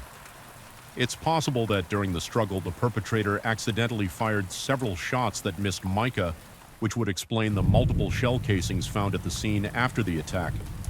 The killer likely threw Micah into the river to dispose of her body. Unfortunately, there is no evidence to support Micah's father's claims on May 5, 2024. John appeared on television for an interview, once again stating that Micah was a wonderful wife, but unfortunately suffered from mental illness. John claimed that he had pleaded with family and friends for help, but no one believed him. As a result, he said he had to find ways to help Micah on his own, never imagining it would end in such tragedy. While JN continued to feign grief, the media uncovered photos of him cozying up with another woman named Susie Skinner. It turns out they had been secretly involved for years, even while Susie was still married in September of 2021. Susie's husband was found dead in a swimming pool. What's noteworthy is that the pool was located very close to the church where John worked. Although the police concluded that Susie's husband drowned, many people didn't believe that explanation. Friends revealed that SU's husband was an excellent swimmer before a car accident at age 20 left him paralyzed. Despite his paralysis, he was still very comfortable in the water and often surfed at the beach without assistance. Therefore, his drowning in a swimming pool seemed highly unusual, raising significant questions about the circumstances behind this tragic accident.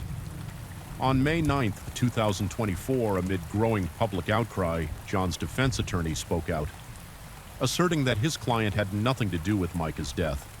The attorney claimed that it was Micah's mental illness that took her life, not JN, and urged people to stop blaming him currently. The FBI is investigating John and the organization he owns under suspicion of embezzlement. At the same time, the state prosecutor's office announced that they would be cooperating with the FBI to thoroughly investigate the mysterious circumstances surrounding Micah's death. Story 4, we will delve into a mysterious murder that took place in South Carolina, USA. Say to the north of the state lies a man-made lake called Lake Y. Surrounding the lake are breathtaking landscapes with lush green forests reflecting on the crystal clear water, and luxurious mansions among them is the home of the two main characters in today's story. Steve Clayton and Lana Clayton. Steve Clayton, 62, was a millionaire having achieved success in business. From a young age, he married a woman 11 years his junior named Lana Clayton, and they moved into a luxurious mansion by Lake Wye. Although they had no children, their life seemed happy and fulfilling. But in 2018, tragedy struck on a Friday when Steve was found dead at the bottom of the stairs in their home. Was this just a tragic accident, or is there a deeper hidden secret behind his death? Let's turn back the clock to 2018 and uncover the truth about this case at around 11 a.m. On July 21, 2018, Lana went upstairs to the bedroom and found Steve still sound asleep. His health had been deteriorating recently, so Lana had been taking extra care of him. She placed his medication and other necessities on a small table next to the bed so that Steve could easily reach them when needed. As noon approached, Steve still hadn't woken up, so Lana decided to go outside and mow the lawn. About an hour later, she came back inside and found her husband lying face down and unresponsive at the bottom of the stairs. In a panic, Lana ran outside to seek help. She flagged down a man riding a motorcycle and asked him to call 911 when the police and paramedics arrived. They found that Steve was no longer breathing. Lana was devastated and blamed herself for not being by his side. She thought if I had stayed with Steve, maybe this tragedy could have been avoided. The victim. Steve was born in Florida into a large family and was particularly close to his sister Rosie Clayton in his 20s. Steve started a physical therapy business for injured athletes, which quickly became a huge success. Outside of work, he was passionate about collecting art, enjoyed playing golf, and often relaxed by taking boat trips at the age of 41. Steve decided to retire early to enjoy life. He deeply loved his family, especially his two nephews, Nick French and Chris Fagan. At the end of 2009, Steve moved from Florida to North Carolina. A year later, he met Lana online. She was 11 years younger than him and originally from Oklahoma. Their relationship quickly blossomed, and 3 years later, they were married in Charlotte. Although this wasn't the first marriage for either of them, their genuine love received enthusiastic support from family and friends. Steve and Lana's married life was very happy. Although they had no children together, they found joy in caring for their two Italian greyhounds. In 2016, they moved into a mansion by Lake Wye in South Carolina. There, they quickly integrated and were well liked by the local community. The neighbors all had praise for the couple. Lana left an impression with her gentle nature, while Steve was always cheerful and sociable, gladly sharing his valuable business insights with the younger generation. When the news of Steve's sudden death spread, the neighbors came to express their condolences and offer comfort to Lana. Steve's nephew French, who was working in a nearby town, also rushed over as soon as he heard. At the scene, the police didn't find any bruises or scratches on Steve's body, but his face had turned a pale blue color. The initial autopsy suggested that he died DI from a stroke. However, French, being an experienced police officer, felt something wasn't right about his beloved uncle's death. French then checked Steve's pockets but couldn't find his mobile phone. This only deepened his suspicions because he knew that his uncle always kept his phone with him. Despite his doubts, French decided to set them aside for the moment so he could contact the family and inform them of Steve's death. As French went upstairs to find a quiet place to make a call, he took the opportunity to look around, hoping to find Steve's missing phone. Afterward, he called Steve's sister Rosie and shared his concerns about the missing phone. Rosie mentioned that she hadn't been able to reach her brother for 3 days, which was very unusual, as they typically texted each other regularly while talking on the phone. French noticed that Steve and Lana's bedroom was very messy. The bed linens were soaked, which made him even more suspicious since Steve was typically a very tidy and organized person. This indicated that Steve's health had deteriorated significantly to the point where he could no longer take care of himself. French recalled that since June of that year, Steve had started complaining about his health. It began with ear pain, followed by nausea and dizziness. The family urged him to see a doctor, but Steve insisted that he just needed rest and would feel better, since Lana was an experienced nurse. Everyone felt reassured that she was taking care of Steve. However, there was an incident that caused concern. One day, Lana informed the family that Steve was sleeping in very deeply and she couldn't wake him up. He had slept for 36 hours straight, making everyone fear that he might not wake up. Fortunately, after that long sleep, Steve did wake up and seemed to be feeling better. He even hosted a party on July 4th. Dancing happily with the family, everyone thought he had recovered. But just 2 weeks later, Steve's health suddenly took a turn for the worse. When French returned to the living room, he asked Lana about Steve's condition in the days leading up to his death. Lana explained that after the party in 187 early July, Steve began feeling unwell again. 3 days before he passed away, his condition worsened. He was constantly dizzy and fatigued, only wanting to stay in bed and refusing to go to the hospital. Lana admitted that she didn't want to worry everyone, so she hadn't shared how bad Steve's health had become. Regarding the mess in the bedroom, Lana explained that she simply hadn't had time to clean up. She also acknowledged that she had planned to take Steve to the doctor, but by then it was too late. As his night fell, other members of Steve's family arrived while everyone was discussing the funeral arrangements. Lana suggested cremating Steve as soon as possible to prevent the body from decomposing. However, Rosie recalled that her brother had expressed a wish to be buried in a cemetery in Fort Lauderdale, Florida, and this was noted in his will. Another of Steve's nephews, Fagan, also confirmed that his uncle had left a will and he had been named as the executive. Upon hearing this, Lana appeared very confused as Steve's wife. She was unaware of her husband's will and didn't know where he had kept it. The more she thought about it, the more distraught she became, eventually breaking down in tears as the discussion continued.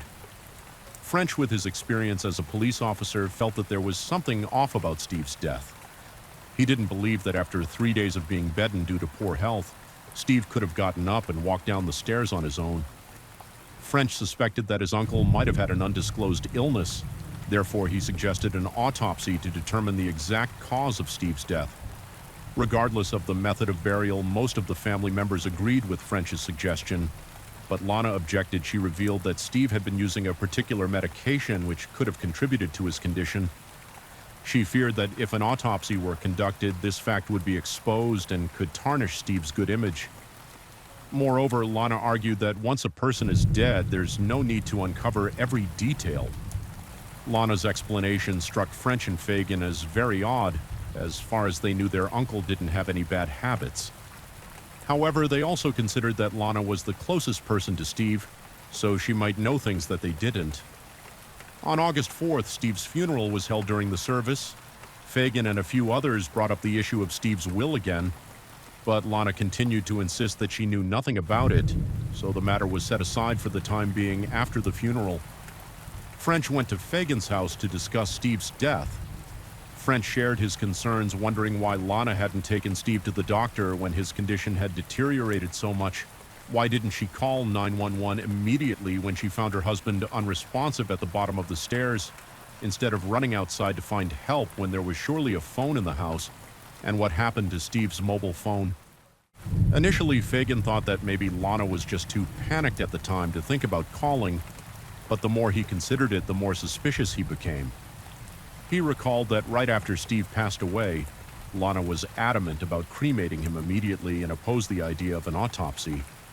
Additionally, the day after Steve died, Fagan called Lana and asked her to help locate the will, but she abruptly cut him off, saying, "Don't come here, this is my house and he was my husband. I'll take care of everything."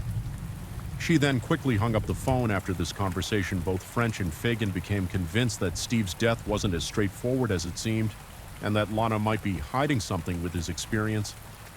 French decided to conduct his own investigation without informing Lana. First, French spoke with some of Steve's neighbors to ask if they had noticed anything unusual about the couple. However, none of them reported anything out of the ordinary. Although they hadn't seen Steve in the days leading up to his death, Lana had explained that Steve wasn't feeling well and was resting at home next. French went to the nearby hospital to check Steve's medical records, but unfortunately he wasn't able to uncover anything, despite the investigation yielding no concrete results. French still felt that something was wrong. He then contacted Fagan, and the two decided to call Rosie to get her opinion. After hearing French and Fagan's concerns, Rosie began to have her own doubts about Lana. Initially, she had always believed that Lana had taken good care of her brother, but when she heard about the messy state of the bedroom on the day Steve died, she found it hard to believe that Lana had truly been caring for Steve properly. After the discussion, all three agreed that an autopsy on Steve was necessary. However, time was of the essence. Since Lana had already scheduled the cremation with the funeral home, they contacted the police, requesting that they halt the cremation and conduct an autopsy on Steve. They also agreed not to reveal this plan to Lana on August 29th. The autopsy results were released. Surprisingly, they showed that Steve's heart was completely normal and there was no sign of drug abuse. However, his blood contained a large amount of a chemical commonly found in eye drops. This chemical, while effective for reducing eye congestion and fatigue when used externally, can cause dizziness, nausea, and in severe cases, respiratory failure, decreased heart rate, and even death. If ingested, the results left French and the rest of the family in complete shock. The next day, the police informed Lana about the suspicious findings. Confronted with these concerns, Lana quickly explained that the chemical could have come from the eye drop Steve had been using for nearly 2 years. According to her, he would put 2 drops into his coffee every morning because a friend had told him it helped with constipation. However, Lana's explanation did little to dispel the growing suspicions. The police then informed her that they needed to conduct a formal interrogation and read her Miranda rights. The Miranda rights are a legal procedure in the U.S. requiring police to inform suspects of their right to remain silent. Before questioning during the interrogation, the police learned that Steve had been making his own coffee for years, but as his health began to decline recently, Lana had started making it for him, since it was just the two of them living in the house. The police suspected that the large amount of eye drops in Steve's system was likely due to Lana intentionally adding them to his drink.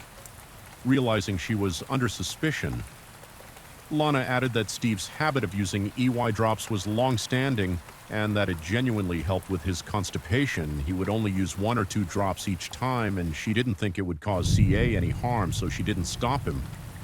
As the police continued to press her, Lana became agitated.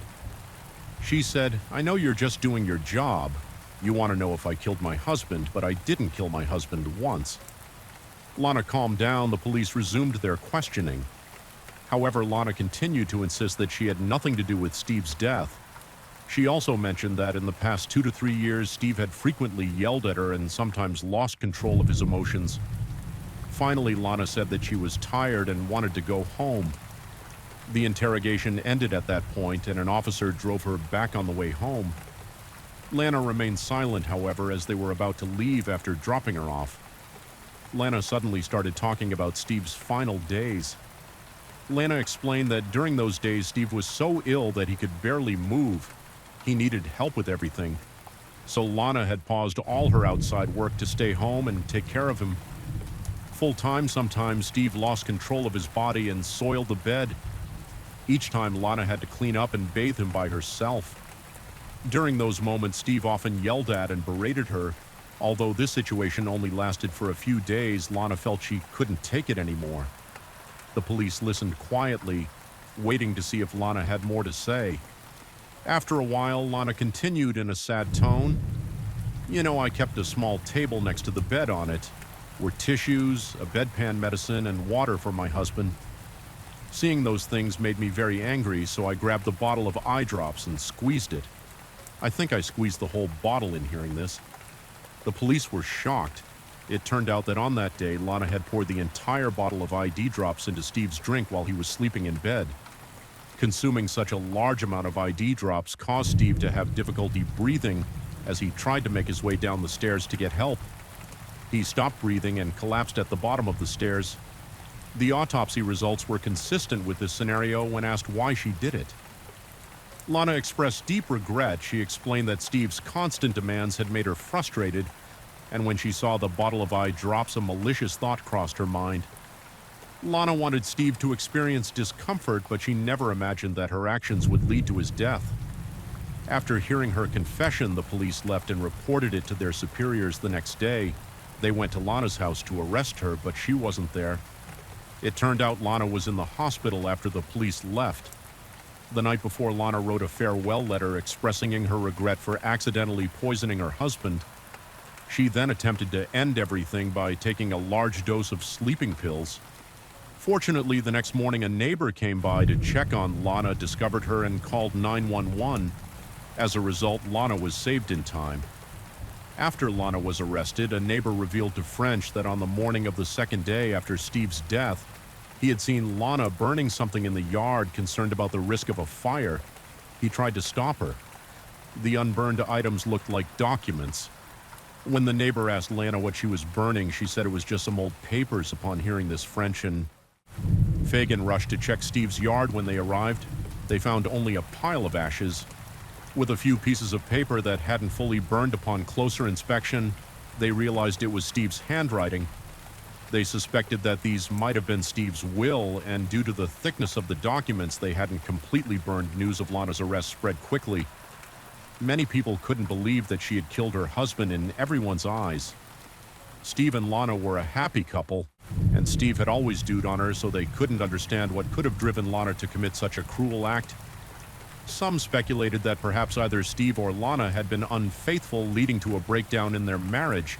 However, Steve's family strongly refuted these rumors. They insisted that Steve had always been faithful in all his relationships. As for Lana, her previous marriage had ended because her ex-husband had been unfaithful. Since marrying Steve, she had shown no signs of infidelity. Although Lana's motives remained unclear, the family was certain that infidelity was not the cause. As the police investigation deepened, the truth about Steve's death began to slowly come to light. 3 years after marrying Steve, Lana persuaded him to move from North Carolina to South Carolina. The reason she gave was that she loved the beauty of Lake Wye, wanting to please his wife. Steve didn't hesitate to spend nearly $1 million on a lakeside mansion, although Lana didn't disclose any other reasons for the move. The police quickly uncovered something noteworthy in South Carolina. There's a law stating that if one spouse dies without a will, the surviving spouse inherits the entire estate unconditionally. This led the police to suspect that Lana's real motive was to take over Steve's assets. This could explain why she was so adamant that Steve didn't leave a will if Steve had created a will that divided his assets. Lana might not have received the entire estate. This eye became even more pronounced considering that Steve was particularly close to his two nephews, Fagan and French. During the investigation, the police also discovered that 2 years before Steve's death, he had an accident at home. The couple had recently moved to South Carolina. At that time, Steve, an avid collector, had brought with him many pieces of art, including a very intricate crossbow that he kept in a cabinet in his collection room. One night, Steve suddenly woke up with a sharp pain in the back of his head. Lana was standing next to the bed with an innocent expression and asked him if he was okay. Steve felt his head and noticed a little blood, but the injury wasn't serious. Lana immediately apologized and explained that she found the crossbow fascinating and wanted to try loading an arrow, not knowing how to use it. She brought it into the bedroom to ask Steve for help. Unfortunately, the crossbow accidentally fired and hit him in the head. Since Lana seemed genuinely remorseful, Steve not only didn't blame her, but even comforted her, telling her not to feel bad. The couple didn't tell anyone about the incident as they considered it just a minor accident. Afterward, their life returned to normal. However, the police now suspected that it wasn't an accident at all, but rather that Lana had intentionally tried to shoot Steve while he was sleeping, failing only because she didn't know how to properly use the crossbow. This time, Lana chose a more subtle and sinister method based on Steve's deteriorating health. In the 3 days before his death, it appears that Lana had started adding small amounts of eye drops to his drinks, gradually weakening him to the point where he became beaten. Once the toxin had accumulated sufficiently, Steve lost all ability to move on the day Steve died. Perhaps driven by a strong survival instinct, he managed to get out of bed, but without his phone nearby, he attempted to make his way down the stairs. Unfortunately, he collapsed and died at the bottom of the staircase. As for Steve's missing phone, Lana admitted that she had thrown it into the lake 3 days before his death. This explained why the family couldn't reach him in his final days. Based on this evidence, the police speculated that Lana had planned to kill her husband to take over his entire estate. However, Lana insisted that she acted in a moment of anger, and even the crossbow incident 2 years earlier was just a reckless act. She only wanted to teach her husband a lesson and never intended to kill him. Lana also shared that she had been sexually abused by an uncle when she was a child. Later, after joining the Air Force, she was assaulted again at a military base. These experiences left her deeply fearful of domestic violence, which she claimed led to her impulsive actions toward her husband. However, Lana's defense wasn't widely accepted. People believed that using eye drops as a method of poisoning wasn't something most people would think of. Moreover, this wasn't a spontaneous act, but rather a prolonged poisoning process, indicating that this was not an impulsive decision, but a carefully calculated plan. 2 months after the incident, Lana Clayton's trial began at the South Carolina Circuit Court, and she was charged with murder after multiple court sessions in January 2020. The court delivered its final verdict. Lana Clayton was convicted of second-degree murder and sentenced to 25 years in prison. Without parole, today's case has come to a close, but if it weren't for the persistence of Steve's nephew and sister, Lana's crime might never have been uncovered. Whether Lana acted out of sudden anger or perturbation, her actions led to irreversible consequences. This case serves as a painful reminder that sometimes those closest to us can be the greatest threat, and that justice must always be upheld by those who refuse to be deceived. Story 5 on Jew Island, located in the Southwest Sea of South Korea. This is the country's largest island, renowned for its stunning natural scenery and a major tourist attraction. It's considered an ideal destination for tourism. ISM and relaxation in Jew City, located in the northeast of Jew Island. There was a woman named Koo Young, born on February 2nd, 1983. At the time, she was 36 years old, 5 feet 3 inches tall, and weighed 10,010 pounds. Koo Young had 2 younger brothers. Her parents divorced shortly after the 3 children were born.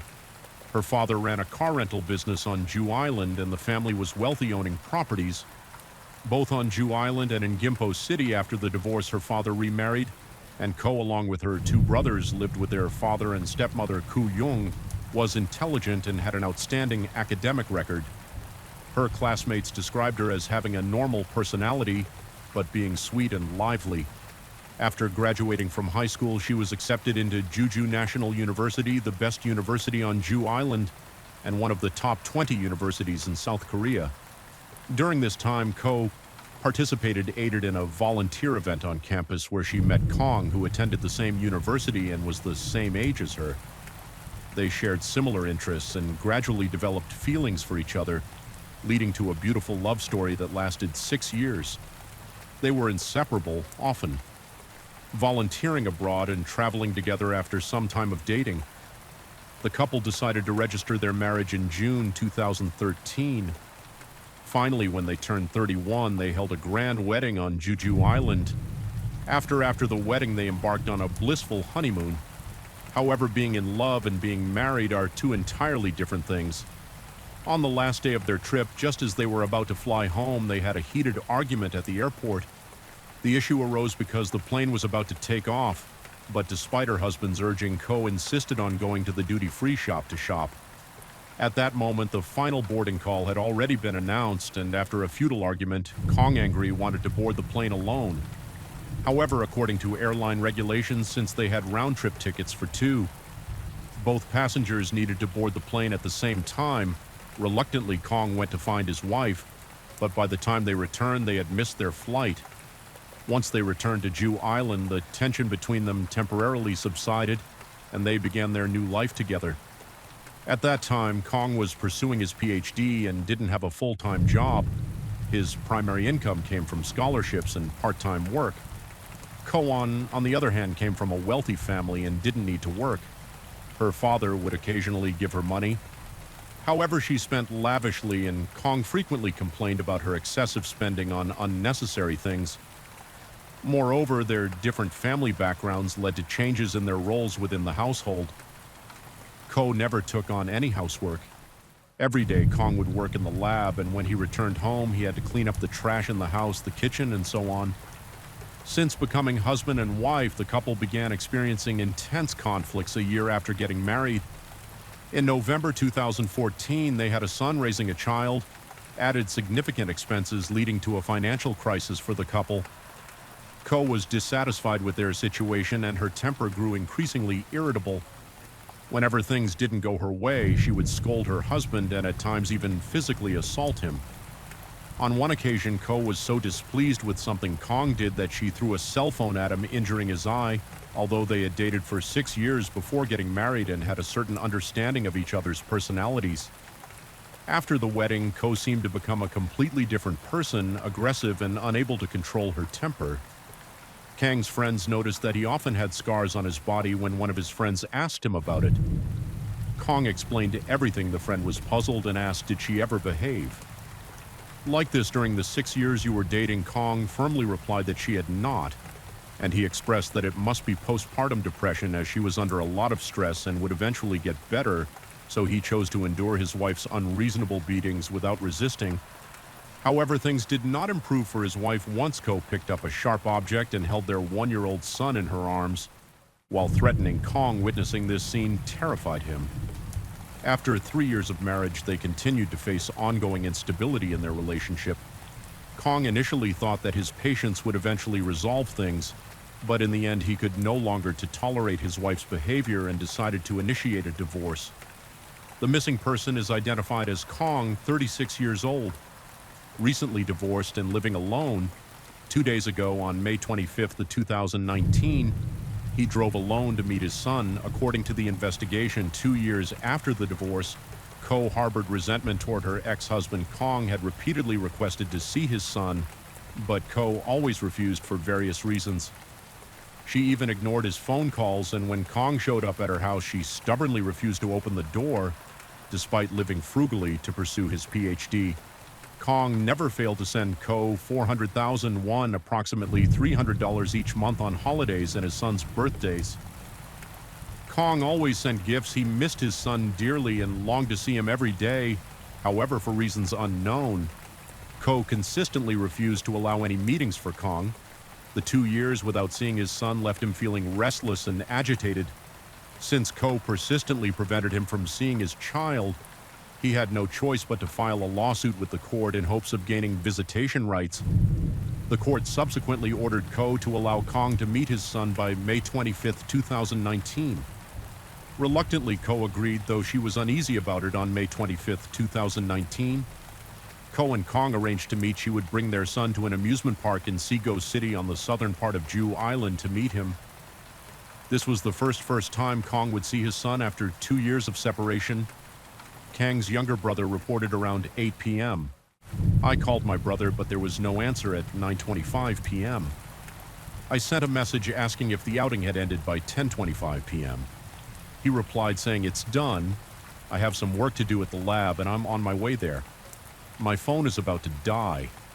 Since then, I haven't been able to contact him and his phone has been turned off. The family assumed Kong was still at the university lab. However, 2 days later, on May 27, 2019, when Kang's younger brother went to his school to look for him, he discovered that Kong had not been in the lab or at the university for the past 2 days. After a preliminary investigation, the police believed that Kong might have had a dispute with his ex-wife during the visit with his son, which led him to turn off his cell phone. They attempted to contact Kang's ex-wife to understand the situation when questioned by the police. She appeared calm and confident. She stated on May 25, 2019, "I took my son to meet my ex-husband. We went to the amusement park and later checked into a pre-booked guest house. However, that night when we went to bed, he tried to make unwanted advances toward me. After I resisted strongly, he tried to leave through the back door. My son and I checked out the next day and left. I didn't see him again after that." Based on Ko's account, the police believed that Kong might have gone into hiding after the incident with his ex-wife and would return once the tension subsided.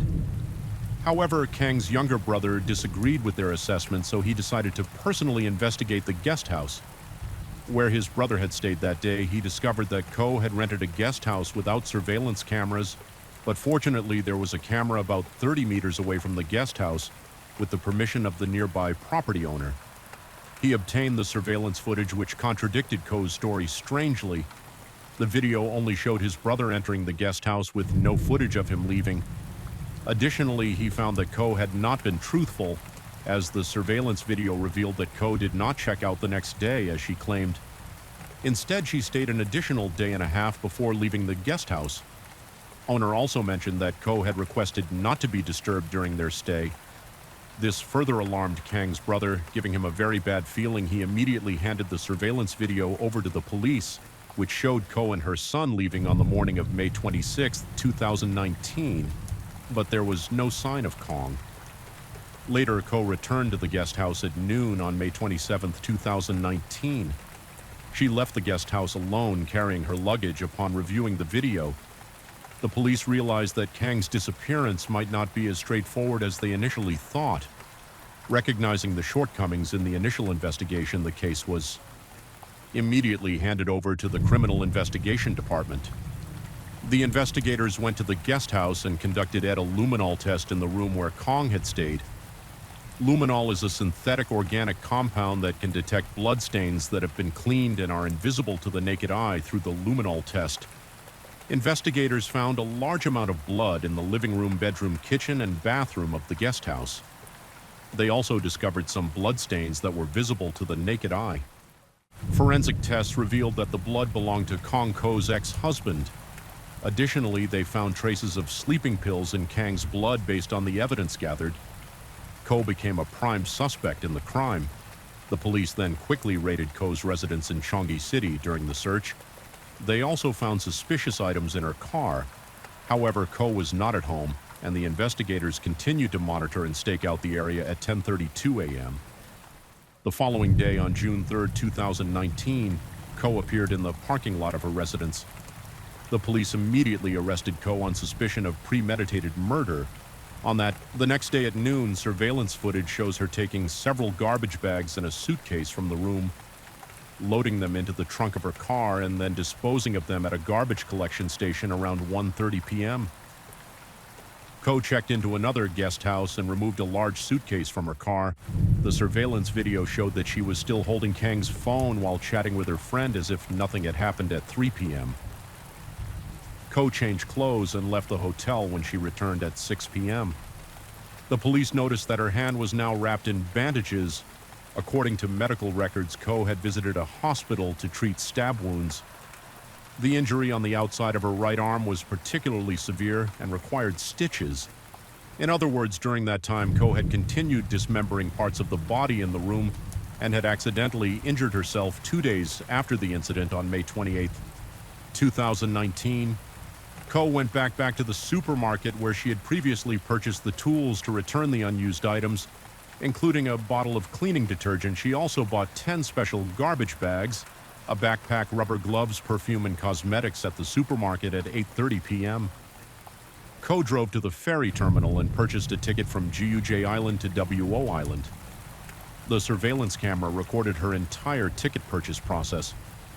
After an hour on the ferry, Ko took several unidentified bags from the suitcase and threw them into the sea. When no one was watching, she then used her phone to order a large cutting knife, with the delivery address being her apartment in Gimpo City at 11 p.m. The ferry docked and Ko drove through the night to Gimpo, a satellite city of Seoul.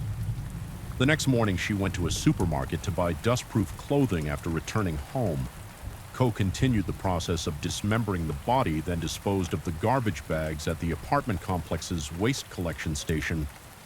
The police attempted to trace the movement of the garbage bags and later found some bones at a waste collection company in Seogu in Cheon. However, the bones were later confirmed to be those of animals on May 30, 2019. Ko drove to her husband's home in Cheongju. She confided in her current husband, saying, "While I was on Jew Island, my ex-husband almost assaulted me." She even showed him 2 text messages allegedly sent by Kong. "I'm sorry I got so worked up last night for the sake of my career. Could you please not let this get out?" Of course, both of these messages were actually sent by Ko using Kang's phone at the time. Ko was also injured, so her husband Hong believed her story in a fit of anger. He immediately called Kong, but his phone was turned off. Hong then proceeded to call Kang's younger brother to scold him and accuse his brother of despicable behavior. This incident shows just how cunning and dangerous Ko was. After Ko was arrested, she admitted to killing her ex-husband, but insisted that it was an act of self-defense because he tried to assault her, leaving her with no other choice at the time. However, this was only Ko's version of events without any supporting evidence based on the evidence gathered. The police believe that Ko committed a premeditated crime and that her motive was the belief that her ex-husband was interfering with her current marriage. The police suspect that Ko dismembered her ex-husband after killing him and disposed of the body parts in 3 main locations: Jew City, the ferry route between Jewport and Wandoport, and Gimpo City. The Coast Guard conducted searches in the waters near the ferry route, collecting any floating or washed-up items. Strangely, though they were unable to find any of Kang's body parts, the police estimate that within just 5 days, Ko traveled across nearly half of South Korea and disposed of the garbage bags containing her ex-husband's body parts at approximately 30 different disposal sites. After the incident was reported by the media, it caused a massive shockwave across South Korea. The public could not believe the cruel and barbaric actions of this woman. Ko's defense attorney initially had to withdraw from the case due to the overwhelming pressure from public opinion. What's even more frightening is that after committing the crime, she calmly went shopping for tools to dispose of the evidence, all while making sure to accumulate loyalty points at the supermarket. She even brazenly returned the unused bottle of bleach to the store. Even experts were astonished, stating that this was far from the behavior of a normal person. They suggested that Ko might suffer from borderline personality disorder, a condition characterized by extreme sensitivity in relationships, emotional instability, and an unclear sense of personal goals or life purpose. Her act of returning the items she had purchased for the crime is considered a possible indication of this disorder. Additionally, her impulsive and violent behavior, such as the brutal murder and dismemberment, followed by her ability to remain calm and car on as if nothing had happened further, supports this theory. Experts believe that borderline personality disorder is often influenced by improper parenting during childhood. A few days after Ko's arrest on June 5, 2019, the Jew Police Department requested permission from the victim's family to publicly release Ko's personal information. In fact, Ko had always hidden her face in front of the media and insisted that the police not disclose her personal details. She also stated to the police, "I would rather die than have my face exposed." Because of my son, the police then agreed to conceal her face as much as possible. However, before they could make an official announcement, some internet users discovered and posted Ko's photos and name online. In a short time, the phrase "the evil wit Koyu Jong" became infamous across the country and was a trending search topic for several days. On August 27, 2019, Kang's funeral was held at the Jeju City Funeral Home. However, his body parts were never found, and at the funeral, his family could only hold a service with 7 strands of hair that the police had collected from his favorite hat, along with some of his personal belongings placed in the coffin. The police concluded that this was a carefully planned murder, but Ko steadfastly maintained that she acted in self-defense. So who is telling the truth? The police speculated that the victim Kong was 5 feet 11 inches tall, weighed 176 pounds, and had a strong WR build, while the perpetrator, Koyu Jong, was only 5 feet 3 inches and weighed 110 pounds with a petite frame. It's hard to imagine that a small woman like her could kill a tall and muscular man. The police did not rule out the possibility of an accomplice, but Ko insisted that she committed the crime alone and remained silent about other details of the case. However, at this point, the police took notice of a strange event that might be related to a previous case involving Ko 2 months before Kang's murder. More on Saturday, March 2, 2019 at 10 a.m. Ko's current husband, Hong, woke up in bed and turned to find his son lying face down next to him. When he looked closer, he saw that his son's mouth was bleeding. Hong, in a panic, checked his son and was horrified to find that he was no longer breathing, and his heart had stopped. Hong, who worked at the fire department and had some first aid knowledge, quickly performed CPR on his son and asked his wife to call for an ambulance when the paramedics arrived. His son was pronounced dead. The police then launched an investigation into the incident. It is known that both Ko and Hong were in their second marriages and each had a son from their previous relationships. The 2 boys were the same age after getting married. Ko and Hong sent their sons to live with their parents and led a private life together. Later, Ko became pregnant, but unfortunately she suffered a miscarriage. This event was a severe psychological blow to Ko. From that point on, her personality began to change. She became irritable and frequently angry with Hong. On October 18th, 2018, Ko and Hong had a heated argument at home in a fit of anger. Ko left the house 5 days later on October 23rd, 2018. Ko contacted Hong and accused him of posting information about her and her son online. Hong was confused because he had only wanted to share with family and friends that he had 2 sons and didn't want to hide the fact that he had remarried. His explanation did not satisfy Ko, so they continued their Cold War living separately. A week later, on October 31st, 2018, Ko returned home once, while Hong was at work, took the computer from the house and left again. During their time apart, Hong repeatedly called Ko to try to reconcile. Nearly a month later, on November 14th, 2018, after Hong's heartfelt persuasion, Ko decided to return to their home in Cheongju. After returning home, Ko told, "We don't need to have more children. We can bring our sons to live together as a family of 4. Hong was surprised by his wife's suggestion because after they married, he had often proposed the idea of bringing their 2 boys home, but Ko had always dismissed and rejected it. After coming back home, Ko finally agreed, which made Hong feel that his wife was changing for the better. 3 months later, on February 28th, 2019, Hong brought his son to their home in Cheongju, but for some reason, Си delayed bringing her own son home. Hong was very happy when his son arrived, but on the first night, Ko claimed she wasn't feeling well and suggested that she sleep in a separate room. Hong was understanding, knowing that they had just reunited and would need time to adjust. Sleeping in separate rooms seemed normal, so Hong slept in the master bedroom with his son, while Ko slept alone in the adjacent bedroom 2 days later around 8 p.m. On March 1st, 2019, Ko prepared curry for dinner. Both Hong and his son enjoyed the curry very much at 9:45 p.m.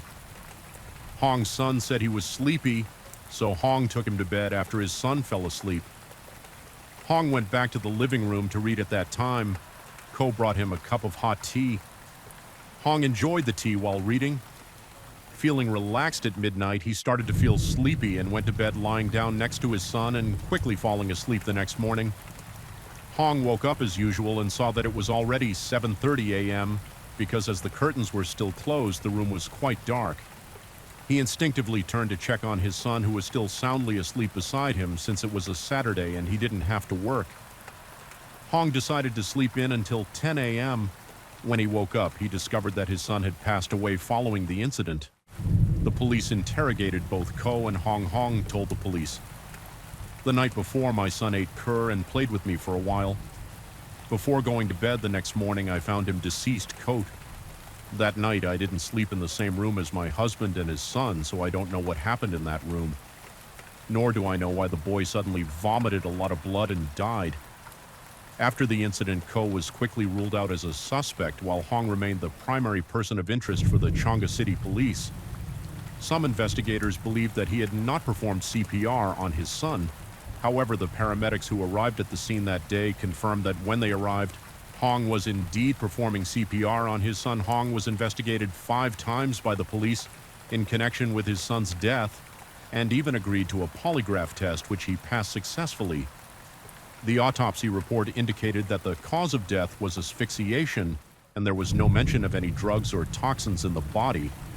That night, no one else was in the house except the couple, and they had no apparent motive to harm their son. After some time investigating, the police announced the closure of the case and concluded that Hong had accidentally placed his leg on his son's back while sleeping for an extended period, causing the boy to suffocate and die in his sleep. The incident is estimated to have occurred around 5 a.m. Hong woke up once around 7:30 a.m., at which point his son had already died, but due to the dim lighting in the room, he didn't notice. It wasn't until 10 a.m. when he fully woke up that he realized something was wrong. Unfortunately, after Ko's ex-husband was murdered, Hong started to have more thoughts and became frightened. He recalled that Ko had served him and his son curry for dinner, just like when she planned to kill Kong. Not only that, but she also gave him a cup of tea after drinking, which Hong gradually felt sleepy. Reflecting on the situation, Hong was shocked and said, I'm not sure if Ko put sleeping pills in the curry, but it's too strange to dismiss as a coincidence. My son fell asleep 2 hours after eating the curry. The investigation revealed that 3 months before his son's death, Ko had purchased some sleeping pills in Cheongju to treat her insomnia. This was during the time when Ko had left home and then returned. There were rumors that when Hong woke up, he found his leg on top of his son, which implied that Hong admitted his negligence led to his son's death. However, Hong stated, "I never said that," and pointed out that even the description of the bloodstains, the police's statements, and his own account didn't match. Hong claimed there was so much blood on the bed that it soaked into the blanket and mattress. It looked very unusual, but the police never paid attention to that evidence. Even after the investigation ended, they allowed Ko to bring the blankets and mattress back into the house, but now all those items have been discarded by Ko. Hong expressed doubts about the autopsy results for his son. According to the autopsy, there was a straight indentation on the boy's back. Hong argued that if he had placed his leg on his son's back, the indentation would have been diagonal, not straight. At that time, the police did not provide the final and complete autopsy report. It wasn't until June 1st, 2019, when was arrested, that Hong received the full and final autopsy report for his son. Amid public pressure, the Jew City police reopened the investigation into Hong's son's death. Investigators went to the JJ City prison to interrogate Ko, faced with police questions. Ko firmly denied any involvement in the death of her stepson. So can an adult accidentally suffocate a child while sleeping? The answer is yes, but certain conditions must be met first.